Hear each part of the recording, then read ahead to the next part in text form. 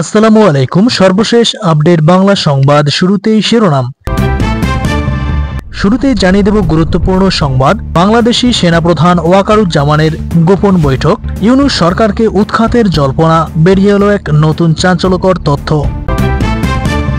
এদিকে ৩০০ আসনে প্রার্থী দেওয়া আমাদের লক্ষ্য, জানালেন সার্জিস আলম।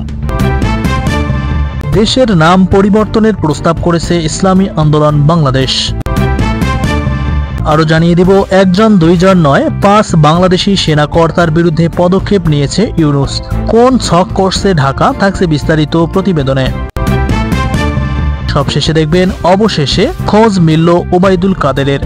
শুনছিলেন শিরোনাম, এবার বিস্তারিত। ক্ষমতাচ্যুত বাংলাদেশ আওয়ামী লীগ সরকারের সড়ক পরিবহন এবং সেতু মন্ত্রী ওবায়দুল কাদের ভারতের কলকাতায় অবস্থান করছেন। দলটির সাধারণ সম্পাদক ওবায়দুল কাদেরকে শুক্রবার কলকাতার অ্যাপোলো হাসপাতালে দেখতে পান বলে এক বাংলাদেশি দাবি করেন। ডিজিটাল সংবাদ মাধ্যমে সকাল সন্ধ্যার সম্পাদক গাজী নাসিরউদ্দিন আহমেদের ফেসবুক পোস্ট থেকে এমন তথ্য জানা যায়। যিনি ওবায়দুল কাদেরকে ওই হাসপাতালে দেখতে পেয়েছেন তিনি এই সাংবাদিকের বন্ধু। সেনার ৫ উচ্চপদস্থ কর্তাকে গৃহবন্দী করার দাবি করা হয়েছে রিপোর্টে। গত বছরের জুলাই মাসে ছাত্র বিদ্রোহের সময় এই ৫ সেনাকর্তার নেতিবাচক ভূমিকা ছিল বলে দাবি করা হয়। নব ভারত টাইমস এবং নর্থ ইস্ট নিউজ তাদের প্রতিবেদনে এই দাবি জানিয়েছে। যদিও বা বাংলাদেশ সরকারের তরফ থেকে এই নিয়ে কোনো প্রতিক্রিয়া দেওয়া হয়নি। উল্লেখ্য, বাংলাদেশ সেনাপ্রধান ওয়াকারুজ্জামান বর্তমানে রুশ সফরে রয়েছেন। রাশিয়া আবার ভারতের বন্ধু হিসেবে পরিচিত। এদিকে মুক্তিযুদ্ধের সময় বাংলাদেশের স্বাধীনতায় বড় ভূমিকা পালন করেছিল রুশ সেনাবাহিনী। এমন এক সময় বাংলাদেশ সেনার ৫ কর্তার বিরুদ্ধে ইউনূসের পদক্ষেপের এই খবর শোরগোল ফেলে দিয়েছে। প্রতিবেদন অনুসারে ঢাকা সেনানিবাসে গৃহবন্দী রয়েছেন বাংলাদেশ সেনাবাহিনীর ৫ জন ঊর্ধ্ব কর্মকর্তা। প্রতিবেদনে বলা হয়, এই সমস্ত কর্মকর্তাদের ২৪ ঘন্টা নজরদারিতে রাখা হয়েছে। প্রসঙ্গত, এর আগে বাংলাদেশ সেনায় অভ্যুত্থানের জল্পনা শোনা যাচ্ছিল বেশ কয়েক মাস ধরে। এদিকে হাসিনা বিরোধী অভ্যুত্থানে অংশ নেওয়া ছাত্রনেতা হাসনাত আবদুল্লাহ সেনাপ্রধানের বিরুদ্ধে বিস্ফোরক দাবি করেছিলেন।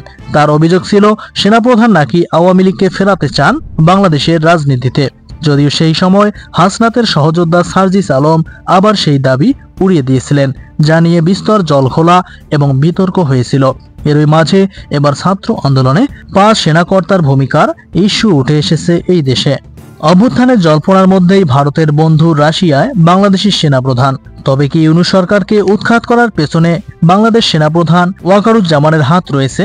বেরিয়ে এলো এক নতুন চাঞ্চল্যকর তথ্য। রাশিয়ার উচ্চ পর্যায়ের বৈঠক করলেন বাংলাদেশের সেনাপ্রধান জেনারেল ওয়াকারুজ্জামান।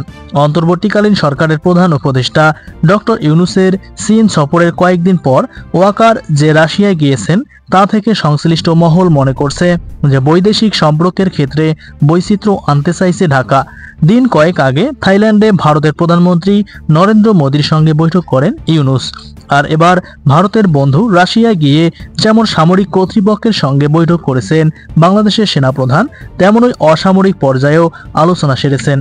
তারপর রাশিয়ার প্রতিরক্ষা মন্ত্রকের তরফ থেকে জানানো হয়েছে ঢাকার সঙ্গে মস্কোর সম্পর্ক আরও মজবুত করার বিষয়ে আলোচনা করা হয়েছে।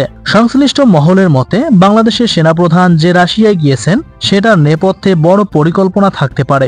আপাতত বাংলাদেশের সামরিক বাহিনী যেসব সরঞ্জাম ব্যবহার করে থাকে তাতে চীনের আধিপত্য রয়েছে। সেখান থেকে কিছুটা বেরিয়ে আসতে চাইছে ঢাকা। আর রাশিয়ার সঙ্গে বাংলাদেশের সম্পর্ক মজবুত হলে আখেরে ভারতেরই লাভ হবে বলে মনে করছে বিশেষজ্ঞ মহল। সেই সবের মধ্যে বাংলাদেশে সামরিক অভ্যুত্থানের যে জল্পনা চলছিল সেটা এখনো থিতিয়ে যায়নি, বরং সেই জল্পনা এখনো চলছে। যদিও সামরিক অভ্যুত্থানের যাবতীয় জল্পনা উড়িয়ে দিয়েছে অন্তর্বর্তী সরকার, বরং ইউনূসরা দাবি করেন পুরো বিষয়টি নিয়ে একটি মহলের তরফে জল্পনা ছড়ানো হচ্ছে, তাতে আখেরে কোনো লাভ হবে না বলে দাবি করছেন ইউনূস সরকার। এদিকে ৩০০ আসনে প্রার্থী দেওয়া আমাদেরই লক্ষ্য, জানালেন সার্জিস আলম। এপ্রিল মাসের মধ্যে জাতীয় নাগরিক পার্টি এনসিপি জেলা উপজেলা কমিটি চূড়ান্ত করা হবে বলে জানিয়েছেন দলটির মুখ্য সংগঠক সার্জিস আলম। তিনি বলেন, আজ থেকে দলের সাংগঠনিক কার্যক্রম শুরু করেছি। ১ সপ্তাহের মধ্যে আমাদের কমিটির যে ফরমেশন প্রক্রিয়া সেদিকে চলে যাব। এপ্রিল মাসের মধ্যে জেলা এবং উপজেলা কমিটিগুলো দেখতে পাবেন। সার্জিস বলেন, প্রতিটি জেলা এবং উপজেলায় আমাদের অসংখ্য শুভাকাঙ্ক্ষী রয়েছেন যারা নতুন একটি বাংলাদেশ প্রত্যাশা করে, যারা মনে করে তরুণরা অভ্যুত্থানে নেতৃত্ব দিয়েছে এবং বাংলাদেশকে নেতৃত্ব দেওয়ার দক্ষতা রয়েছে।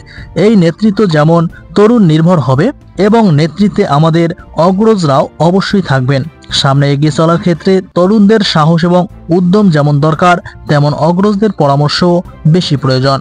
আগামী জাতীয় সংসদ নির্বাচন নিয়ে এনসিপির পরিকল্পনা প্রসঙ্গে সার্জিস বলেন, আমাদের যে রাজনৈতিক দল এনসিপি মাত্র 1 মাস হয়েছে, আগামী 1 বছরের মধ্যে ইলেকশনের কথা শুনতে পাচ্ছি। অন্তর্বর্তী সরকারের পক্ষ থেকে ডিসেম্বর-জানুয়ারির মধ্যে বলা হচ্ছে।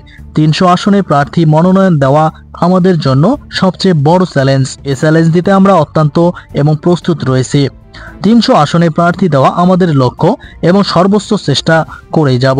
এদিকে দেশের নাম পরিবর্তনের প্রস্তাব করেছে ইসলামী আন্দোলন বাংলাদেশ। ইসলামী আন্দোলন বাংলাদেশ বাংলাদেশের নাম পরিবর্তনের প্রস্তাব দিয়েছে। দলের নেতারা এক প্রেস কনফারেন্সে দেশের নতুন নাম হিসেবে people's welfare state of Bangladesh প্রস্তাব করেছেন। দলটি দাবি করেছে, এই নামের মাধ্যমে দেশকে একটি জনকল্যাণ রাষ্ট্র হিসেবে প্রতিষ্ঠিত করা সম্ভব হবে।